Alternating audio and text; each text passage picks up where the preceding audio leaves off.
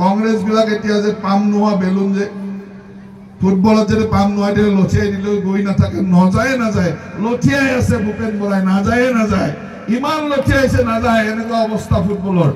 ভূপেন বৰাৰনো আৰু অসমৰ ৰাজনীতিৰ সৰ্ব জনপ্ৰিয় জকৰজন। মই লখিমপুৰৰ যলৈকে গৈছোঁ তাত একে উৎসাহ।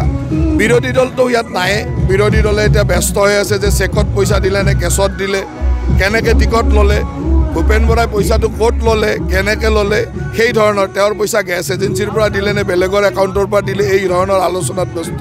এতিয়া বিৰোধী দল এনেকৈ ব্যস্ত থাকিব আৰু আমি ৰাইজৰ মাজত ৰাইজক সেৱা কৰি 6 লাখতকৈ অধিক ভোটত বিজয়ী হ'ম। কালি ভূপেন বৰাই মানহানি কেছ লৈছে 100 কোটি মুখ্যমন্ত্ৰী কেছত। ভূপেন বৰাৰনো আৰু অসমৰ ৰাজনীতিৰ সৰ্ব জনপ্ৰিয় জকৰজন। তেওঁৰ আৰু জকৰ এজনে যি কৰি থাকে আমি তাক চাই থাকোঁ আৰু আপোনালোকে বিজেপিততো আহিব, এইটো খাটাং আহিব একেবাৰে খাটাং। মুখ্যমন্ত্ৰী চকী লৈ গৈছে 3 মাহৰ পিছত। আমাৰ দলে মুখ্যমন্ত্ৰী দলৰ নেতৃত্বই সিদ্ধান্ত লৈ নেতৃত্বই সিদ্ধান্ত লৈ পেলাই তেওঁ যদি মুখ্যমন্ত্ৰী হ'বলৈ আহিব খোজে আহিব পাৰে, আমাৰ দলত কোনো অসুবিধা নাই। কংগ্ৰেছ বিলাক এতিয়া যে পাম নোহোৱা বেলুন যে ফুটবলত যদি পাম নোহোৱা দিলে লঠিয়াই দিলেও গৈ নাথাকে, নাযায় লঠিয়াই আছে ভূপেন বৰাই, নাযায় ইমান লঠিয়াইছে নাযায়, এনেকুৱা অৱস্থা ফুটবলৰ। ইয়াৰ পৰা তালৈকে যাব নোৱাৰে।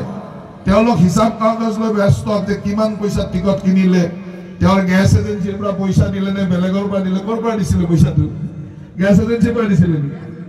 তেওঁ গেছ এজেঞ্চিৰ পৰা দিলে নে বেলেগৰ পৰা দিলে, এটা হিচাপ কৰি আছে পইচাটো ক'ত ঠিকে থাকে দিলে নে নাই, পইচাটো ঠিকমতে পালে নে নাই, হয় নে নাই?